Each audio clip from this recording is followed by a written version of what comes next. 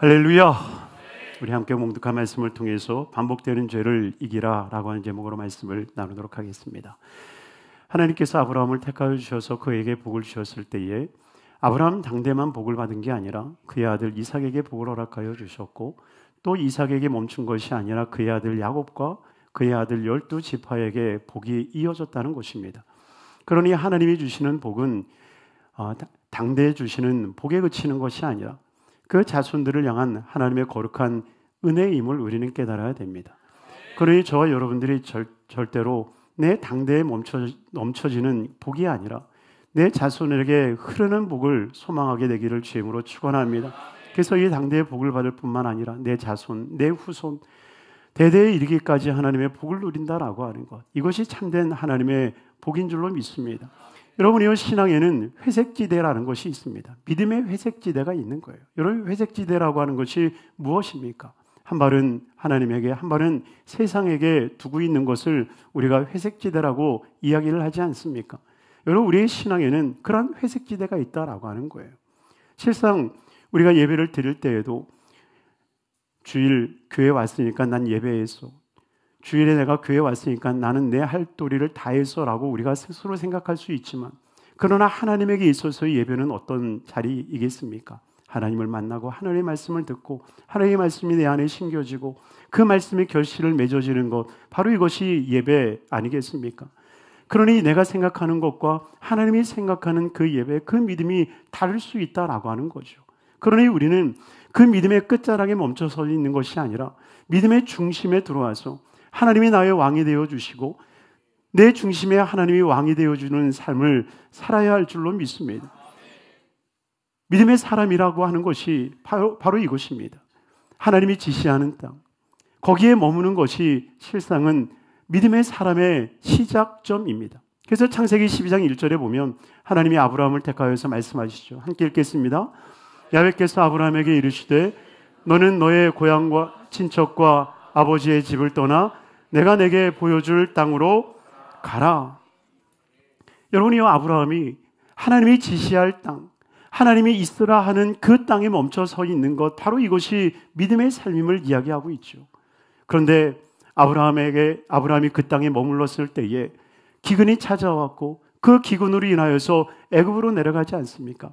결국 애굽으로 내려가는 그 일들이 죄임을 우리가 아는 것은 바로 그곳에서 그가 고난을 당하고 아내를 자기의 아내라고 얘기하지 못하고 누이라고 함으로 인하여서 결국 큰 믿음의 흠집을 내지 않습니까?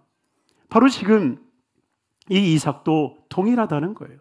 이삭도 그 땅에 기근이 찾아왔습니다. 아브라함의 때와 같이 기근이 찾아왔어요.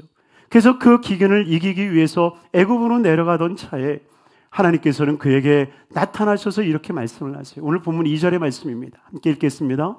야훼께서 이삭에게 나타나 이르시되 애굽으로 내려가지 말고 내가 내게 지시하는 땅에 거주하라. 주님이 지시하는 땅에 거주하라라고 얘기를 했지만 그는 어느 땅에 거합니까? 6절 말씀입니다. 같이 읽겠습니다. 이삭이 그랄에 거주하였더니, 여러분 그랄이 어디입니까? 여러분 가나안 땅을 이렇게 그려보면 동서남북이 있지 않습니까? 이 그랄이라고 하는 땅이, 가나안 땅을 이렇게 그려보면 이 북단 끝쪽, 이 서쪽으로 치우쳐 있는 땅이 그랄 땅입니다. 그러니 이 가나안 땅의 가장 끝자락, 그 끝자락에 지금 이삭이 멈춰서 있는 거예요. 여러분, 이 끝자락에 있을 때 되어질 수 있는 두 가지의 모습이 있어요. 첫째는 언제든지 애굽으로 넘어갈 수 있다라고 하는 거죠. 여기가 아니면 나는 다시 넘어갈 수 있어. 기근의 문제가 해결되지 않으면, 기근의 문제가 내 삶 가운데 풀리지 않으면 나는 언제든지 애굽으로 내려갈 수 있어 라고 하는 것이 바로 믿음의 끝자락이다 라고 하는 거예요. 또 한 가지는 무엇입니까? 바로 그 끝자락에서는 하나님의 역사보다 세상의 역사가 더 선명하게 보이더라는 거예요. 여러분, 실상 이삭이 자기의 아내를 아내라고 얘기하지 않고 누이라고 얘기했던 그 이유가 뭐겠어요? 자기가 내려갔던 그 그랄이라고 하는 그 땅에는 블레셋이 이미 차지하고 있었던 땅이었습니다. 그러니 우리가 그 믿음의 끝자락에서 하나님이 보이지 아니하는, 하나님이 선명하게 보이지 아니하는 그 자리에 있는 게 아니라 하나님이 더 선명하게 보이는 그 광야를 향하여서 척박한 땅이라 할지라도, 오히려 기근이 들었던 땅이라 할지라도, 오히려 그 기근이 하나님만을 의지하고 하나님만을 신뢰하고 하나님께서 주실 것에 대한 기대감이 더욱더 풍성한 자리에 우리는 거해야 될 줄로 믿습니다. 바로 이것이 진정한 믿음임을 주님께서 우리에게 말씀하고 계신다라고 하는 거예요. 또한 두 번째로, 남을 희생시키는 삶을 살지 말아야 된다라고 하는 거예요. 여러분, 결론적으로 먼저 말씀을 드리면, 왜 믿음의 사람들은 남을 희생시키는 삶이 되지 말아야 되느냐? 그 이유는 예수님이 나를 위해서 완전한 희생을 이루었기 때문인 줄로 믿습니다. 나를 위해서 주님이 완전한 희생을 이루셨기 때문에 내가 나를 위해서 내가 희생하는 게 아니라, 나를 위해서 아내가 희생하는 게 아니라, 나를 위해서 내 자녀들이나 혹은 내 가족들이나 내 이웃들이 나를 위해서 희생해야 된다라고 하는 것은 결코 옳지 않다는 거예요. 왜냐하면 주님이 나를 위해서 희생한 것이 완전하고 온전하기 때문이라는 것입니다. 하나님의 희생이 완전하기 때문에 거기에 더할 수 있는 것이 없다는 거예요. 만약 예수 그리스도의 희생에 나의 희생을 더한다라고 한다면 그것은 하나님 앞에 부정한 것이 되는 거죠. 그래서 하나님 앞에 드릴 때에, 그 피의 제사를 드릴 때, 기름을 바를 때에 결코 다른 것과 섞지 않게 주님이 명령하지 않습니까? 바로 그것은 하나님의 온전한 희생이, 하나님의 온전한 희생의 완전함을 우리에게 보여주고 계시기 때문입니다. 오직 우리는 예수 그리스도의 희생, 나의 모든 질고 나의 모든 죄가를 지신 그 예수 그리스도의 희생을 가지고 우리는 하나님이 계획하시고 하나님의 뜻하신 것을 향해서 전진해 나아가는 것이 우리의 믿음의 삶인 줄로 믿습니다. 나를 위해서 내가 땀 흘리고 내가 피를 흘리는 것이 아니라 하나님이 우리에게 주신 거룩한 비전과 꿈을 향해서 도전해 나아가는 것이 믿음의 삶인 것입니다. 그러니 그들을 두려워하고 그들을 염려하여서 이는 내 누이라고 얘기하는 것이 아니라 당당하게 그는 나의 아내다라고 이야기를 하고, 그리고 이 일들을 통해서 하나님이 어떻게 나를 보호하여 주시고 어떻게 나를 안아주실지를 바라보는 것, 바로 이것이 믿음의 삶임을 기억하시길 주님의 이름으로 축원합니다. 그리고 마지막 세 번째로, 하나님의 생각을 받아들이는 삶이 돼야 한다는 거예요.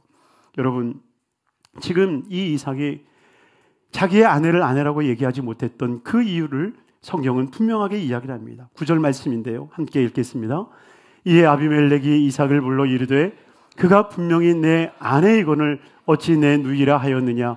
이삭이 그에게 대답하되 내 생각에 그로 말미암아 내가 죽게 될까 두려워하였음이로다.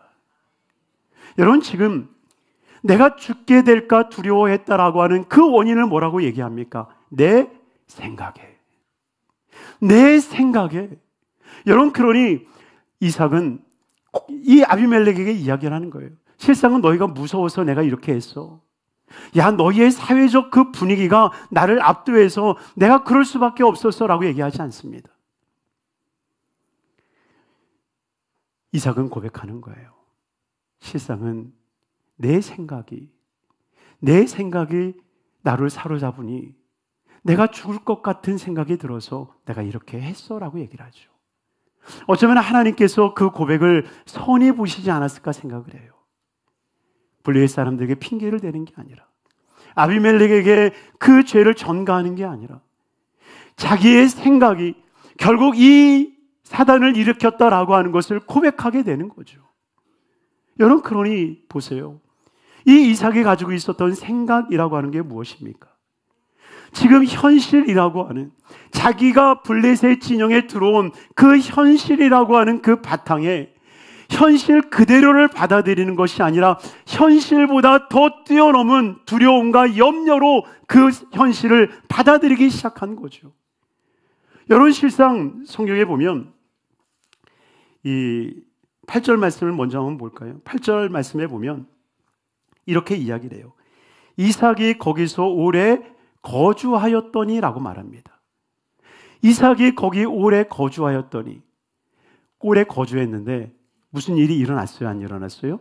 안 일어났어요. 그러니 이삭이 안도의 한숨을 쉬면서 이삭이 그 안에 리브가를 끼워 안았다라고 얘기를 하죠. 무장해제가 되는 거예요. 시간이 지나도 내 생각이 틀렸네라고 하는 것을 알게 된 것이요. 그러니 어쩌면 이 이삭은 자기가 생각했던 것보다 자기가 생각했던 그 두려움이 더 컸다라고 하는 것을 깨닫게 되는 겁니다. 여러분, 성경에서의 악이라고 하는 그 정의는 그게 아니에요. 성경에서의 악이라고 하는 것은 하나님이 계심에도 불구하고 하나님이 없다라고 생각하는 것. 하나님이 지금 역사하고 있는데 하나님의 역사를 인정하지 아니하는 것. 하나님께서 저와 여러분들을 향해서 귀한 계획과 섭리와 뜻을 세워두셨는데 하나님의 생각과 뜻을 온데간데 없이 인정하지 아니하는 것, 바로 이것을 하나님은 악하다라고 생각하시는 거예요. 야훼의 말씀이니라 너희를 향한 나의 생각을 내가 하나니 평안이요 재앙이 아니니라 너희에게 믿음과 희망을 주는 것이니라. 반드시 하나님께서는 우리에게 선한 것을 베풀어 주세요. 그러니 우리의 생각을 떨쳐버리고 주님의 생각을 받아들일 수 있는, 하나님이 나를 지키셔, 하나님이 나를 붙잡아 주셔, 나를 인도해 주셔, 오늘은 어떻게 하나님이 역사하실까, 여러분 바라보는 거죠. 여러분이 우리가 이 세상을 볼 때 얼마나 부조리합니까? 얼마나 폭력적이고 얼마나 우리의 마음을 좌절시키는 그러한 모습입니까? 그러나 하나님께서는 이렇게 부조리한 이 세상에서도 그 부조리를 통해서도 우리를 지키실 수 있는 분이심을 우리는 믿어야 된다라고 하는 거예요. 정직하지 않고 하나님을 두려워하지 아니하는 아비멜렉이라 할지라도 하나님께서 그 마음에 두려움을 심어주시면 하나님께서 주시는 마음으로 그 이삭을 지키고 리브가를 지켰던 것처럼 하나님께서도 저와 여러분들을 이 세상에서 지키심을 믿으시기를 주님의 이름으로 축원합니다.